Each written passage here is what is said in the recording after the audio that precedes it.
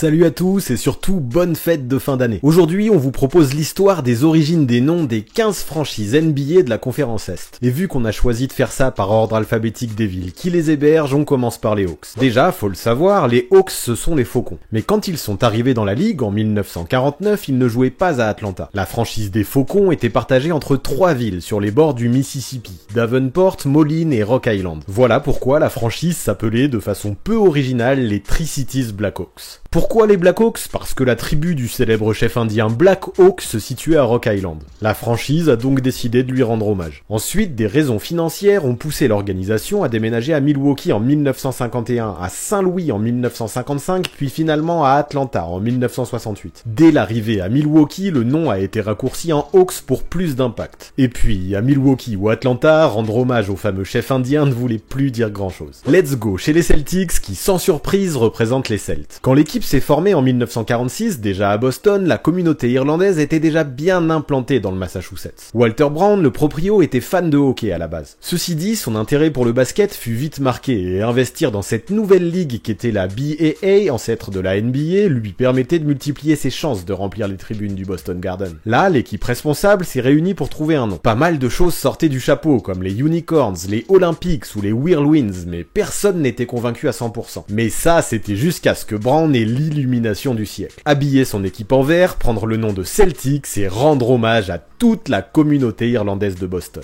Plusieurs de ses collaborateurs auraient alors essayé de l'en dissuader, mais rien à faire, le proprio était sûr de son idée. 74 ans après, difficile de dire qu'elle était mauvaise, vu comment la franchise des Celtics est reconnue historiquement dans la Grande Ligue. Partons du côté de Brooklyn désormais, qui aujourd'hui s'appelle les Nets, les filets. Sauf qu'au départ, ce n'était pas le cas. L'équipe a commencé en ABA en 1967 sous le nom de New Jersey Americans, les Américains. Rendre hommage à la nation ou au continent était quelque chose de plutôt classique à l'époque. Sauf qu'au bout de même pas un an, le nom change déjà. Les Americans débarquent à New York et deviennent les Nets. Si bien sûr s'appeler les filets avait un rapport évident avec le basket, ce n'est pas la seule raison pour laquelle cette team a choisi les Nets. Avec l'équipe de baseball des Mets, mais aussi l'équipe de foot US des Jets, le nom des Nets s'harmonisait parfaitement avec ceux des autres équipes de la grosse pomme. Lors de la fusion entre la ABA et la NBA, l'équipe a décidé, à peine un an après son intronisation dans la Grande Ligue, de revenir dans le New Jersey, notamment pour des raisons de concurrence avec les Knicks. Sauf que là-bas, et notamment avec la perte de Julius Erving, tout ne fut pas rose. Alors que dans les années 90, les Nets étaient au fond du seau, sportivement comme économiquement, les dirigeants étudièrent alors un changement de nom. Et là, on est passé tout près. Les Nets ont bien failli devenir les Swamp Dragons, les dragons du marais. Quand on voit l'identité visuelle qui avait été imaginée, on se dit qu'heureusement, ça n'a pas été validé. Le truc cocasse, c'est que pour que l'agrément soit officiel, il fallait l'accord des 27 propriétaires de la ligue. Bien que David Stern validait le nom à 100%, la proposition ne reçut que 26 voix. Qui était celui qui avait voté contre? Eh bien, on vous le donne en mille, c'était le copropriétaire des Nets himself, David Bernstein, qui devait représenter les 6 autres avec qui il s'était mis préalablement d'accord. Sauf que visiblement, le jour J, il n'était plus du tout convaincu et ce retournement de veste était juste inattendu. Réellement, il s'en est fallu de peu. Finalement, en 2012, un déménagement à Brooklyn, mais aussi un changement de couleur a complètement remis l'équipe sur le devant de la scène. Jouer dans ce célèbre quartier de New York en mettant en avant Notorious B.I.G., c'était sûrement bien plus vendeur que les Dragons des Marais. Place maintenant aux Charlotte Hornets, dont l'histoire est un poil compliquée, mais vous verrez qu'il y a pire encore. Quand l'équipe fut créée en Caroline du Nord en 1988, les dirigeants décidèrent de lui donner le nom de Hornets,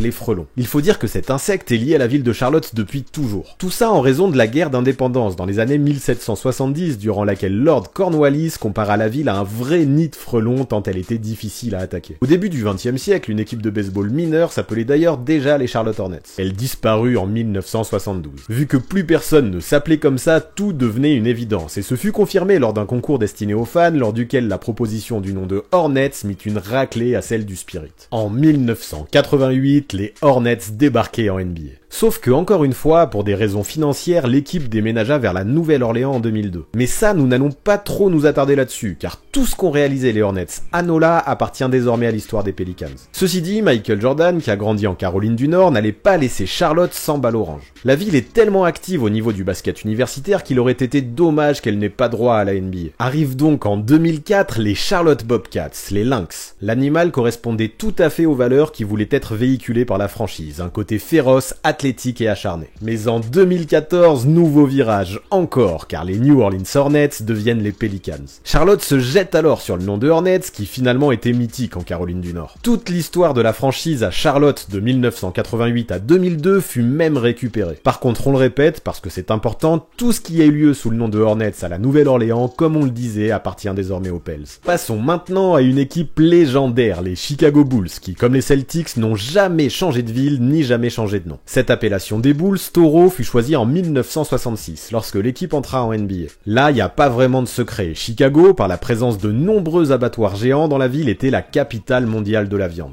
L'idée de Matadors était initialement évoquée, mais fut vite mise au placard. 3 syllabes, ça semblait trop pour les dirigeants. Choisir un nom d'une seule syllabe matchait bien mieux en plus avec les autres équipes de la ville, que ce soit les Bears, les Cubs, les Sox ou les Hawks. En fait, l'anecdote est cool. C'est le fils de Richard Klein, le premier proprio des Bulls, qui le soir de la réflexion a dit à son père que toutes ses propositions c'était du grand n'importe quoi, bunch of bull en anglais. C'est ainsi que le paternel a fait le lien avec les Bulls et c'est comme ça qu'est apparu le nickname de l'équipe de l'Illinois. On continue avec Cleveland, une autre franchise qui a connu la stabilité tout au long de son histoire. Lors de l'annonce de la création de la franchise dans l'Ohio en 1970, les dirigeants décidèrent, via le Cleveland Plain Dealer, d'ouvrir un concours aux fans. Plus de 11 000 propositions arrivèrent dans la boîte aux lettres du journal, et parmi celles-ci, 5 furent retenues. Les Jays, les Towers, les Presidents, les Foresters et enfin les Cavaliers. Les Cavaliers, cavaliers en français vous auriez pu le deviner, représentaient tout à fait ce que l'équipe voulait incarner, un groupe d'hommes sans peur qui se battra jusqu'au bout sans jamais rendre les armes.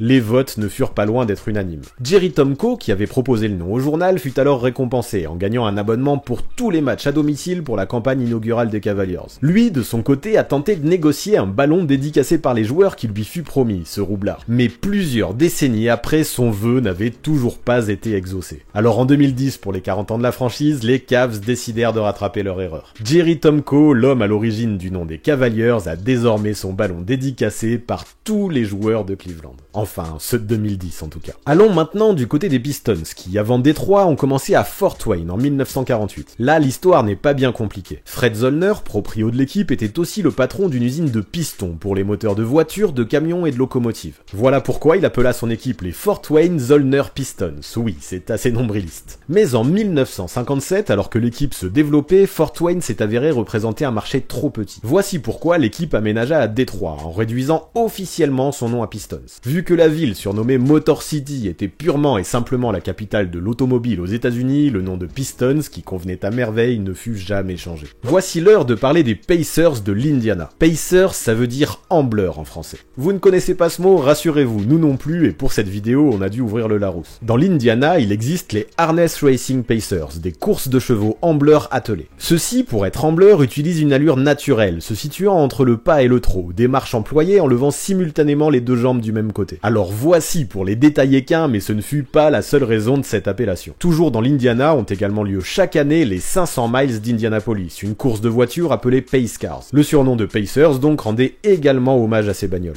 De ce qu'il se dit, les décideurs n'ont jamais vraiment hésité vis-à-vis de ce nom qui est apparu comme une évidence lors de la création de la team en ABA en 1967. Puis ça plaisait encore à tout le monde des années après, vu que la franchise, lors de son intronisation en NBA en 1976, n'a absolument touché à rien. En fait, le seul débat réel qui prit place concernait l'autre appellation. Devait-on, avec cette franchise des Pacers, représenter la ville d'Indianapolis ou alors tout l'état de l'Indiana? Vous l'aurez capté, pour ce qui est des Indiana Pacers, c'est l'état qui a pris le dessus. Partons désormais en Floride pour parler du Miami Heat, la chaleur de Miami. L'équipe fut créée en 1988 et là aussi un concours fut organisé. Parmi les noms retenus, les Beaches, B-E-A-C-H-E-S, les Floridians ou encore les Suntans, coup de soleil. Si ce fut serré entre Heat et Suntans, c'est finalement la chaleur qui a pris le dessus afin de rendre hommage aux températures du sud de la Floride qui régulièrement dépassent les 35 degrés en été. Voici maintenant les Bucks de Milwaukee, les Serres. Eux aussi font partie de ces 12 organisations qui n'ont jamais déménagé et ne se sont jamais renommées. Lors de l'arrivée de la franchise en NBA en 1968, une nouvelle fois un concours fut ouvert aux fans. Plus de 14 000 suggestions furent transmises au bureau du club. Apparemment, la mode à l'époque c'était les animaux, vu que le nom de Bucks rivalisait avec avec les Beavers, Castors, les Ponies, Poneys, les Robins, Rouge-Gorge ou encore les Skunks, putois. Si le grand public avait une préférence pour les Robins, la franchise décida finalement de se tourner vers les Bucks, qui arrivaient en 2e position dans le classement préférentiel des fans.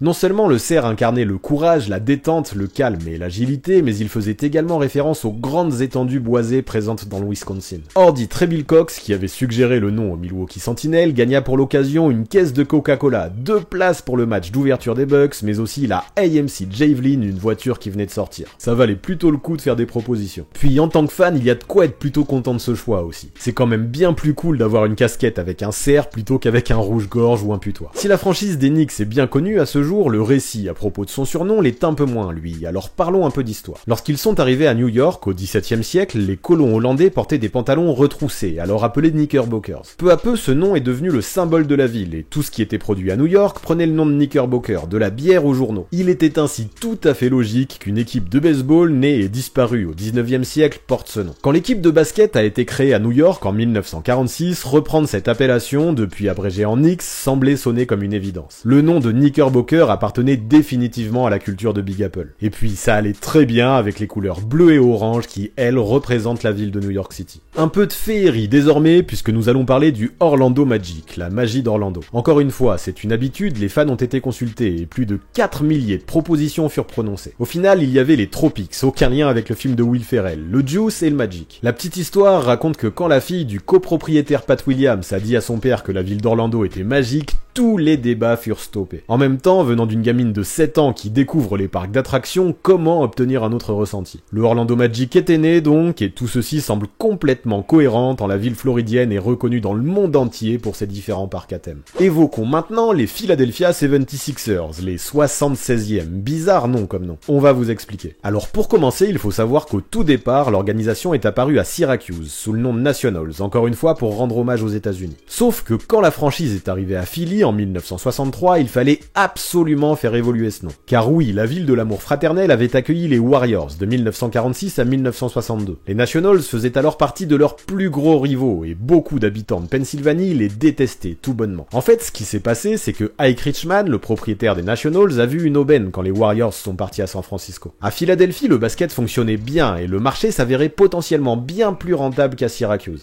Mais pour que le plan se déroule comme prévu, il fallait convaincre le public. Voilà pourquoi lui et son équipe se sont penchés sur les plus gros symboles de la toute première capitale des États-Unis. Parmi eux, il y avait la déclaration d'indépendance signée par Benjamin Franklin en 1776. C'est bien de cette année que provient le nom des 76ers. De ce que l'on sait, à l'époque, tout le monde dans l'entourage de Richman a tenté de le faire changer d'avis. Pour beaucoup, le nickname des 76ers était le pire qu'ils n'avaient jamais entendu. La plupart des décideurs avaient mis l'option Colonials, les colons en tête de liste. Mais Richman a tenu bon, les 76ers c'était son coup de cœur. Il voulait que pour la première fois, une équipe sportive rende hommage aux hommes qui avaient lutté pour l'indépendance du pays et pour la liberté. Aujourd'hui encore, cette histoire est largement mise en valeur au sein de la franchise de Pennsylvanie où Benjamin Franklin est représenté sur l'un des logos secondaires. Aussi, avant chaque match, on fait sonner une reproduction de la Liberty Bell, symbole de l'indépendance du pays exposée à Philadelphie. Avant-dernière équipe, pour aujourd'hui, les Toronto Raptors, les dinosaures, créés en 1995. Notons que ces Raptors ne représentaient pas la première franchise canadienne de l'histoire de la NBA, vu que les Toronto Huskies, depuis disparus, firent partie des 11 équipes originelles de la BAA. Après, cette team n'a clairement pas marqué l'histoire, vu qu'un an après, elle était démantelée. Faisons un saut d'une cinquantaine d'années donc. Quand au milieu des années 90, la NBA s'apprêtait à faire son retour à Toronto, la plupart des décideurs étaient hyper chauds pour reformer les Huskies. Sauf que beaucoup ont eu peur qu'on confonde leur identité visuelle avec celle des Timberwolves du Minnesota. Il fallait donc absolument explorer d'autres pistes. Pour ça, vous connaissez l'histoire, on a ouvert un concours aux fans, ceux-ci ont répondu en nombre et plusieurs noms sont sortis. Apparemment, il y en avait plus de 2000 au sein desquels seulement 10 ont été retenus. Parmi eux, les Beavers, les T-Rex, les Dragons, les Hogs, les Scorpions ou les Tarantulas. Mais à une époque où le film Jurassic Park faisait le buzz, ce fut l'appellation de Raptors qui fut conservée, et ce, même si elle n'avait aucun lien direct avec la ville de Toronto. Si pas mal de fans se sont moqués de leur nom et de leur identité visuelle au départ, aujourd'hui tout est rentré dans l'ordre. Plus personne ne semble vouloir changer le nom de Raptors, qui paraît désormais bien ancré dans la culture NBA. Il fallait sûrement vraiment juste prendre quelques années pour s'y habituer, et peut-être aussi moderniser le logo et les maillots à rayures créés en 1995. Enfin, pour conclure la vidéo du jour, évoquons les Washington Wizards.